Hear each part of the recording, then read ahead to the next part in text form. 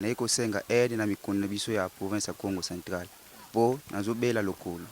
Eza na pota na kuvimba. Na kendaki na commune ya affaires sociales na commune na Matadi, commune na Matadi ya commune Mukanda na division des affaires sociales.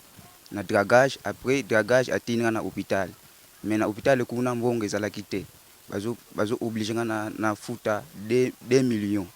pour basala intervention ya lokolo. Kuna médecin directeur aboya ki ko signer lettre au fo ikene na gouvernement afin que mbongo ebima azo yebisanga yaka lobby ko kene na yaka lobby oh lettre na sinaki yango yaka lobby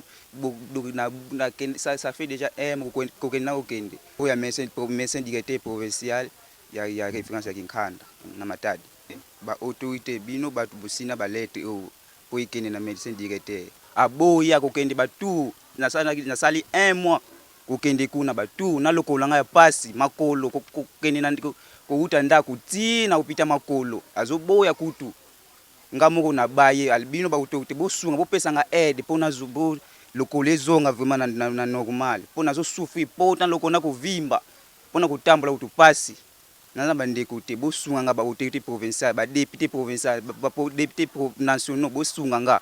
na bato bazana mutema malambo sunganga pona zo souffrir nazo lala kati liloba moko kaka oyo nagogo bakisa ezali pona bakonzi na biso ya mboka ezala ba oyo bazali na province ba oyo bazali na capitale soki bagoko salisa ndeko oyo beni aza orphelin de parents kotanga ne memba classe pona ko sista ngo eselaki bato aboni foi nde bato basali ko pesa mo ba quelque chose pour asilisa classe aza diplômé d'état un pédagogue depuis 2012 8 ans normal ko tangisa mais na état oyo azanango esika ko tangisa na état oyo azanango na déontologie ya pédagogie sur total eza difficile akende kotangisa menzoka ne mutu azamba yele mais lokola bozui ezate na quartier eza mwa passe bato mamo na 2 millions de francs congolais wana po akwa ko soit traitement wana et surtout na ba situation to zana na bamboka na biso hivi na Congo Central 2 millions to kuzulango wapi yango nde azosenga aide na bakonzi ya mboka soki mutu moko komona na motema malamu po nzambe akosunga akwa ko pesa aide na ndeko yo parce que lokola médecin directeur asoboya ko sala lettre farti kaka bazobimisa ya mbongo mais subasima yesate il faut lettre ezala mais lokola somona kaka mutu moko ya bongo tata zate mama zate mutu moko zate alors ba va et vient na lokolo oyo ndango to senga bato ya motema malamu ba oyo pena mitema etutami na état ya mutu oyo un diplômé d'état oyo akori pe ko